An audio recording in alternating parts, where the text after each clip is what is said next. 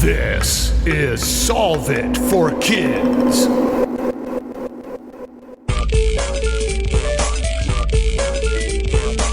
Hello, my amazing and curious friends. My name is Jennifer, the Dean of all things STEM and STEAM, and this is Solve It for Kids, the science podcast that gives kids and families a peek inside the real world of scientists, engineers, and experts as they solve problems in their jobs using creativity, cooperation, and critical thinking.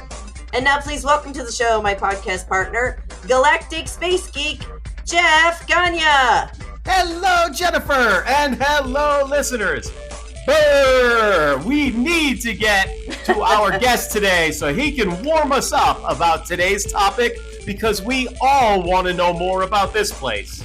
Yes, this is an amazing continent that we can't wait to hear more about. So what problem are we solving today? What can you learn from living in Antarctica? Ooh, what can you learn from living in Antarctica? This, I want to know more. This is one of the places I really want to visit. Who is our guest today, Jeff? Today, we have the great Greg Neri. He is an explorer, a science translator for Antarctica, and a children's book author. Welcome to the show, Greg. Oh, it's so great to be here. Thanks. Well, this is going to be such a fun chat, I think, because like me, everybody thinks Antarctica is so cool and we're going to learn so much about it. But I want to ask a question. Did you as a kid always want to go to Antarctica? Well, Antarctica was one of those faraway, kind of almost imaginary places. Right. Kind of unreal. Yeah. And, I grew up in a time when we had people like Jacques Cousteau on TV and Jane Goodall. And you had the space program and there's all kinds of exploring going on and discovery. And so as a kid growing up, I thought it'd be a pretty cool job to grow up to become an explorer. Ooh, and so Antarctica was definitely one of those things is like, that'd be great. But, you grow up and you kind of become a normal, quote unquote, person. And the idea of being an explorer kind of gets farther and farther away. Yes. But sometimes, life gives you a little twist and an opportunity kind of pops up that's unexpected. And your job is to say yes to it. Oh, I love that. Absolutely. Nice. Well, great job saying yes. Before we jump straight into that opportunity, what were you doing just before this opportunity to head to Antarctica? Well, I live in a place that's pretty much the opposite of Antarctica. I live in Florida, yes, which is very tropical, hot. I don't even own winter clothes. I like to walk around barefoot if I can. I wear shorts, most days of the year. Yes. So you can imagine it's quite different, but it actually prepared me to go to this place because like Antarctica, Florida, or at least where I live in Florida, forces you to have a relationship with nature, whether you want it or not. That is exactly true. I will agree as a fellow Floridian. So I'm curious, Antarctica is like full of science people and explorers. Were you a science kid? Yeah, well, that's the whole thing. And it was kind of my whole reason for going because as a kid, I was super curious, but I was more the creative kind of brain, I guess. Okay. And so I didn't really have a brain for science. So when it came to science terminology and, facts and how science works, it kind of just flew right over my head. And so when I had this opportunity to apply as an artist or writer going to Antarctica through the National Science Foundation, my pitch was, I'm the perfect guy to send to a continent devoted to science because I have a hard time actually understanding these things. So I have to, as a storyteller, I have to come at it from a different angle so I can understand it. And that means really breaking it down and playing kind of the 6-year-old game, which is like, tell me about this, and you say it, and then I ask, well, why? And they answer, and I'll still say, well, yeah, but why?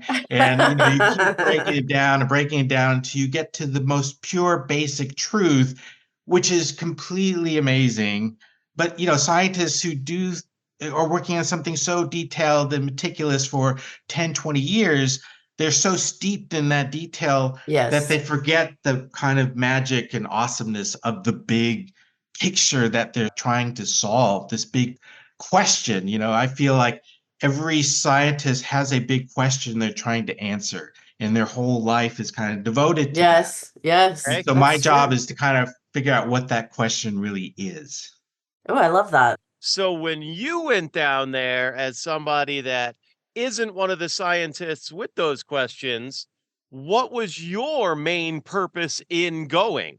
Was it for a specific area of science, or was it sort of Antarctica in general? Why are people down here? Yeah. So, when you apply for this program, you have to pitch a project. And as a children's book writer, I was obviously going to do a book. Yes. And Okay. as a writer whose stories are completely, made from real life experiences, I knew that, I could not predict what story would emerge. And so my whole thing when I approach a place that is going to be the place of a story is to have as wide breadth of an experience as possible. So I Oh, want to yeah. talk to everybody. I want to see everything. I want to do everything. And from Nice. that, a story will emerge. And for me to try to predict it is kind of ridiculous. But Yes. for this grant, you have to kind of predict it. And the thing about Antarctica, you could do all the research in the world, and when you get there, you realize you know nothing because it is completely unlike whatever you were expecting. It's not that. Wow. That's great. Okay. So that leads into our question. That was a great lead in there, Greg. So, what can you learn from living in Antarctica or visiting Antarctica or anything? Yeah. Well, getting back to that thing about Florida, which was it forces you to have a relationship with nature, whether you want it or Right. not. Antarctica is ruled by Mother Nature. And Ah. so you could be the most important scientist in the world with all this backing. You could have, all kinds of prizes and awards and be super famous, but Mother Nature is going to determine what and how you do things down there. And I feel, you spend about 70% of your time dealing with the extreme nature of Antarctica just to do 30% of the actual work. Wow. Because we're talking about the coldest, the windiest, the driest, the emptiest place on the planet. Wow. And every day is unpredictable in terms of what's going to happen. You can easily be trapped in a place, for weeks. Oh my Or, gosh. and so the thing that I learned the most, which I like to apply to everyday life, which is to think like an Antarctican. And to me, that means, you have to be open and be able to roll with any scenario. So Okay. the idea that you can spend 2 years planning your expedition and it's going to go exactly as planned is never, ever, ever going to happen down Oh, there. that's good to know. Okay. So you have to be able to adapt and MacGyver things and just, figure it out.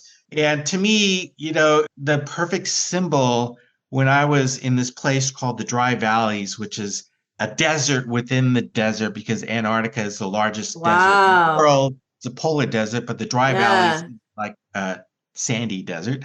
Wow. I came across a piece of very expensive scientific equipment that probably cost, $100,000 or whatever. It Wow. was duct taped to a boogie board.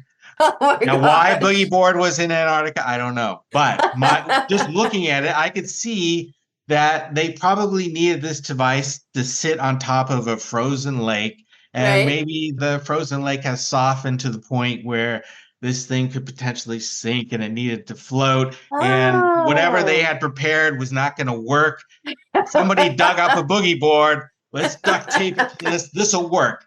And so Oh my that gosh, I kind love of that. thinking on your feet is going to make your experience happen. I've heard of, a similar device that was measuring activity on a frozen lake, and it actually broke through and sank to the bottom of the lake. Oh no. And they That's no thought good. everything was lost. It took them a few years to actually retrieve the thing. Meanwhile, it continued to collect data, and they were actually able to use Whoa. all that data after the fact. No But, kidding. most people would Wow. freak out and just think everything was lost. But no, things can be retrieved and still happen. You just have to be willing to go with it. So, you know, Wow.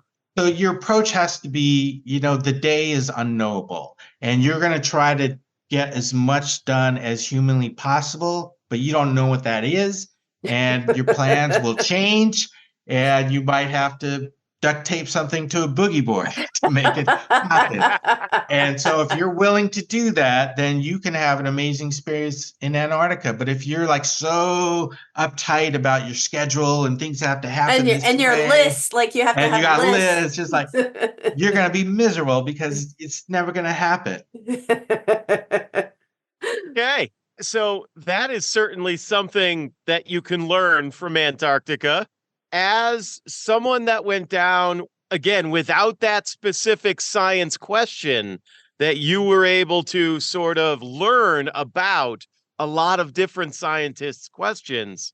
Did you notice that a lot of the questions were very similar, or were they much more broad than you were Yeah. expecting? Well, what I usually like to start with, because, talking to an expert in their field, especially a field you don't quite understand, can be pretty Yeah. daunting. Yes, it And what I Yes. can. realized is I like to go back to a person's origin story. So, like, Ah, Spider-Man has an origin story. Peter Parker gets bitten by a spider. Turns right? Every scientist has an origin story, like why and how they ended up doing what they do. And so I like Right. to ask this question, which is like, when you were a kid, do you remember that moment where your brain kind of exploded to the idea of science or nature? And usually it's like some very personal, deep story, Right. like one scientist talked about, spending time with her father out in the fields, and he was teaching her how to read the stars, and Oh, they would look for wow. meteor showers and things like this. Yeah. So there was a definitely personal connection to that. Sometimes it's a few people were inspired by a book, about Antarctica. Sure. And Yeah. that, Imagine that. just reading about it, which is one of the reasons I want to write about it, because I know for a fact that books can explode minds. And if you Absolutely. find an original way to approach a subject, you can kind of change people's points of view. And so, the origin story, you kind of start there and then you connect the dots and you build up to why they're currently in Antarctica doing what they're doing and what that kind of central quest that they're after, that they're spending their whole life's work trying to solve.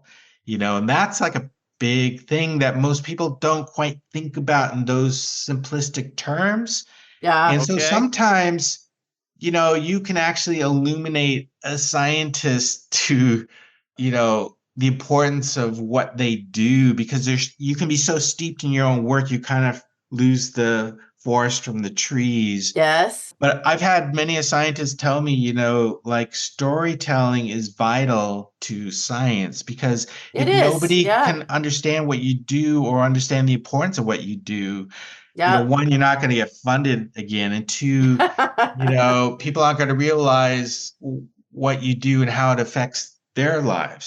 So Yes.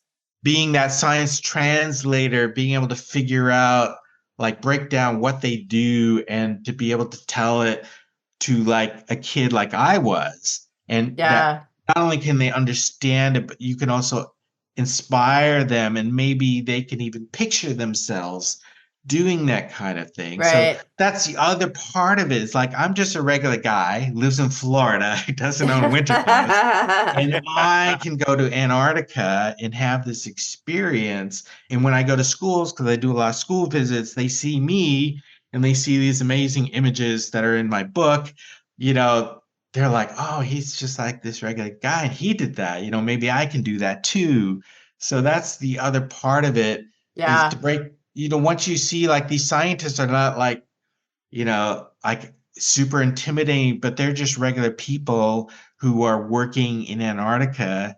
And once you get to know them, you start to see them as normal people. And in fact, it's not filled with all these hardy explorers like you imagine when you say the word Antarctica. Yes. But it's kind of like anybody you see in your regular life could be a person you might encounter in Antarctica. So it's That's like cool. Yeah. completely unexpected. And people do have normal jobs down in Antarctica as well, because science needs all these support people in order to survive down there, in order to do science. So Right. people have regular jobs as well. Yeah.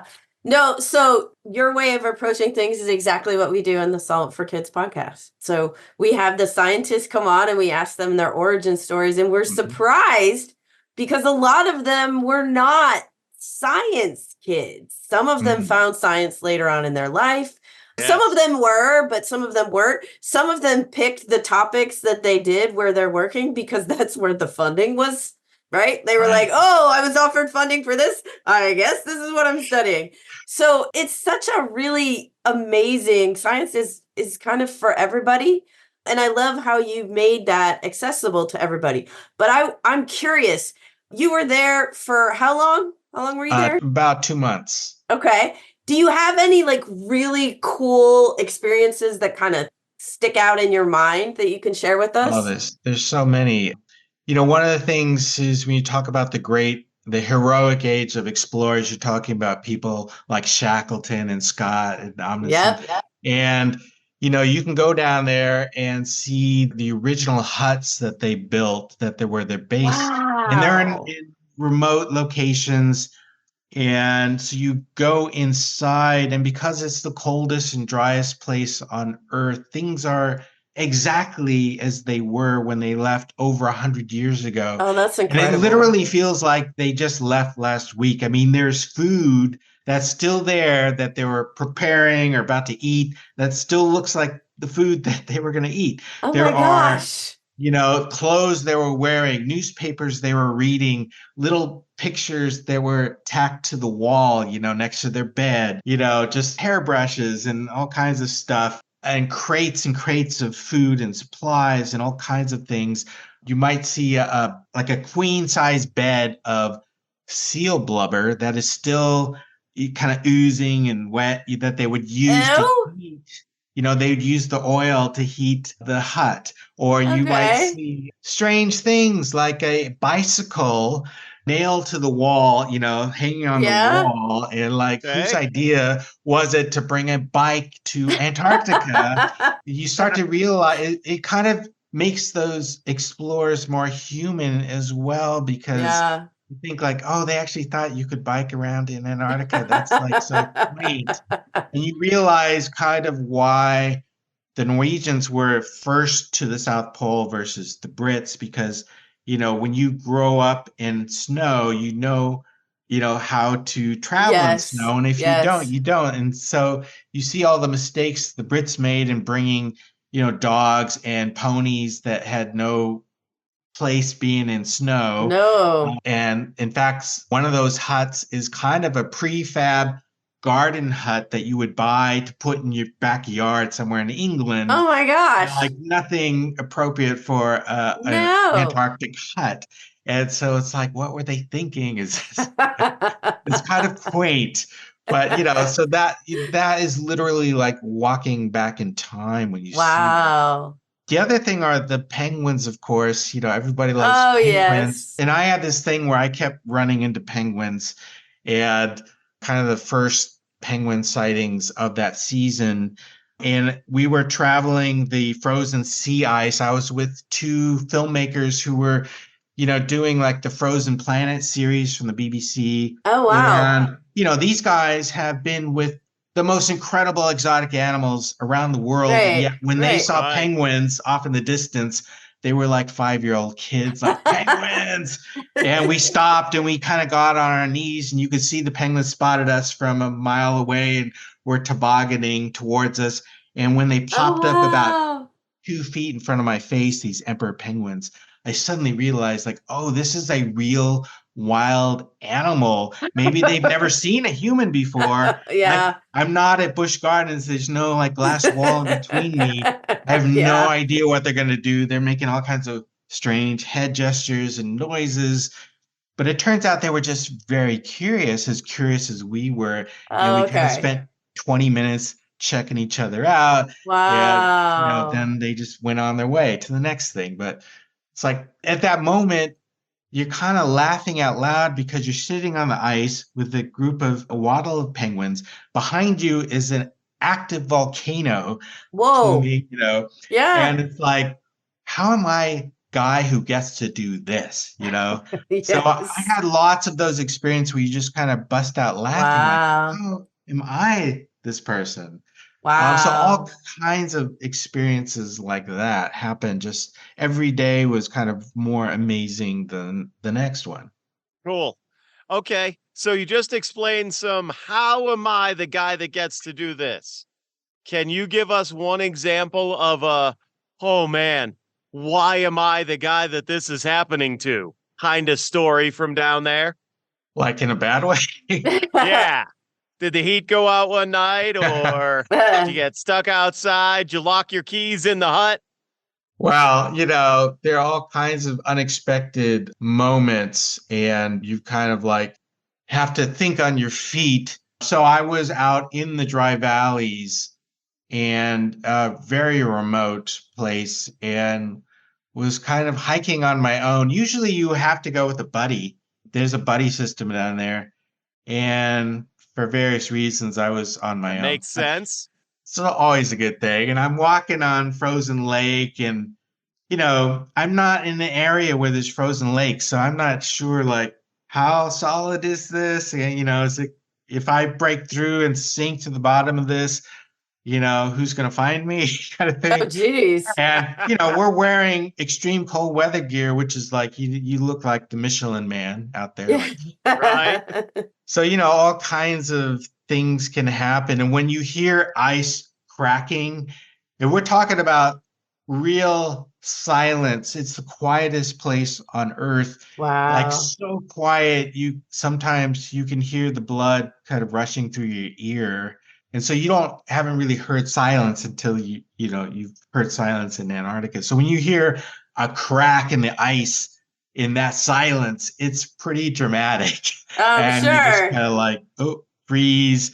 And having no experience on frozen lakes, you're not quite sure what to do, so you just kind of, again, have to adapt and hope, okay, the shore is about 100 yards away. How can I make it back? And all these videos flash in your head or movies. What do they do when you break through the ice? Man, I should have duct taped myself to a boogie board. That's right. Where's that boogie board when you need it? There's all kinds of things like that. And then other experiences, just like, we were in a helicopter, because you have to helicopter to these remote locations. And we were trying to get from the dry valleys to Cape Royds, which is where one of these penguin colonies is. And there's a condition 1 storm, and we're trying to see if we could take off or not. Eventually we decide, let's go for it. We get up in the air, we're going over the frozen sea ice, and then we find out we can't actually land in Cape Royds where we're going. And then so the pilot is kind of maneuvering, and we're trying to find little corridors of clear, sky to maneuver, but there is no clear sky. There's the worst kinds of storm all around us, and we and at a certain point where we've kind of waited and waited and waited over the frozen sea, and fuel is starting to run out, and we have a choice. We can either try to get back to McMurdo Station, which is the main station. We can head back to the dry valleys, start again. We can try to get to Cape Royds, but the wind, there's like 70-mile-an-hour winds happening. Oh, wow. And, I'm looking at the fuel gauge going lower and lower and lower, and like, okay. And the pilot starts doing these very interesting maneuvers, like very low to the ice, and he's kind of playing the weather like, like Right. some kind of maestro. And eventually he decides we need to go back to the dry valleys, and he's just doing all these incredible maneuvers to get back before the fuel runs out, and I'm thinking like, okay. And luckily we somehow managed to get back before it goes to empty. And then, after we land, I was like, wow, that was amazing. Like how often do you have to do stuff like this? And he kind of looked at me, he's like, I have never done anything like this. Oh. It was like, okay, I'm glad you did not tell me that earlier. I would have been Oh my panicky. gosh. Sometimes you got to know when to not ask the question. Yeah, There you exactly. go. Exactly. Okay, so you were down there so that you could share your experience with kids. So tell us about the book that you wrote, which I have seen, which is really, really cool, by the way. Yeah, so the book is called My Antarctica, and it kind of came about because I realized as soon as I was down there, I was kind of looking at this place through my 10-year-old eyes, that kid who grew up wanting to be an explorer, Yeah. whose eyes were full of wonder and discovery. And so the idea, at first I had this idea I was going to do this graphic novel, and I actually wrote a whole graphic novel. It was full of all these amazing things that I learned and saw and experienced. And I realized it was so dense. Like, it was great reading, but it was so packed full of stuff that by the time you reach the end, your brain was about to explode. And I realized it was kind of like being a magician. I showed you this amazing trick, and then I explained how it worked, and it took the magic out of it. Yeah. And what happened in between was I was doing all these school visits. I would show these amazing photos that are in the book and tell them a story behind it. And you get a real immediate reaction, like kids kind of jaw drop, like, what? Like, what? And then they ask questions. You see really what they're drawn to. And so the book came about actually from those school visits, because I started playing with these images, and I started dropping these cartoon versions of myself into the photos just as part of a storytelling. And I started to change the order of it. And after a while, I thought, well, maybe this is the book. And because what it was a book of wonder, like all these experiences that I don't necessarily explain, but kind of leave it for you to explore deeper into what is, but it's more like, what? You're just turning the pages like, what is this? What? Like all these unexpected things you did not know are happening down there on the most extreme continent on Earth, and how a guy from Florida can survive down there and meet all these incredible people, have all these incredible experiences. And for me, the one time where I actually really felt like an explorer was I was in a helicopter again, flying around the active volcano called Mount Erebus. And the pilot says, "You want to see something cool?" And I'm like, "Yeah." And there's like a volcanic cone coming off the side of it. And we kind of dip down, and there's an object sticking out of the cone. And we get down close enough. It's a pickaxe. And he's like, "That's Shackleton's pickaxe." But nobody's seen it up close before. And so I look at my buddy, who's kind of like a supplies equipment manager guy, and we kind of record the GPS coordinates, and we're like, we're going to go find that pickaxe. And so we landed in Cape Royd, and we set out on this epic journey to find this pickaxe. And I realized along the way, we're walking on Earth that no human has ever walked on before. And I'm like, how am I the guy to be the first human in the history of humankind? That's so awesome. On this piece of Earth. And, we hiked and hiked and hiked and went on this. We actually went off the grid. Like, our GPS started sending SOS messages because we were walking on a place that hadn't been mapped according to the GPS. Oh, wow. But eventually we did get and found that volcanic cone. And indeed, you could see that pickaxe sticking out of the top. And so we got up and climbed that volcanic little mountain, which is very crumbly. Wow. And there it was, this pickaxe been sitting there over 100 years, weathered by the most extreme climate on Earth. Oh my And, gosh. I had this instinct of like, if I could pull it out, it would be like pulling out King Arthur's Excalibur! sword, and I could be king of Antarctica. But as a scientist, I realized you had to leave it for Yes. history's sake. Yes. But we recorded all the markings on it, and were able to figure out, Oh, that's so cool. where it was made, compare it to the other pickaxes in these other huts, determined, when it was put there, why it was put there, who put it there. And so Wow. we did all this research and kind of figured out the puzzle. And when we went back to the base, we were sitting around. I had these photos on our laptop, and the other scientists who I was totally in awe of were kind of looking over our shoulders, and they were like, "Is that the pickaxe?" And I had scientists coming up to me and saying, "We should partner on a paper," and like all this stuff, Oh, that's And so so cool. for me, that moment was like, I felt like, a real explorer. Yes, exactly. At that point, you are a real explorer. Yeah. I guess so. So can you tell us like who's the publisher and where people can find your book? Yeah, so the book is now out. It's called My Antarctica. It's published by Candlewick. It's available anywhere you could buy books. This is appropriate for anybody in elementary school, but I like to say it's a book for anybody who's interested in Antarctica for sure. I have a lot of adults who love it because it's very approachable, and it's kind of breaks the stereotype of what you think Antarctica is. That's fantastic. So, Nice. Okay, so we are now at the time in our show where we ask our guests to give our listeners a challenge. So what challenge do you have for our listeners, Greg? Well, I would challenge our listeners to think like an Antarctican, which is to kind of look at your world with fresh eyes. You may actually be 10 years old, so you don't have to think like, look through the eyes of a 10-year-old. You are 10 years old, maybe, but kind of look at your world as if you were an explorer.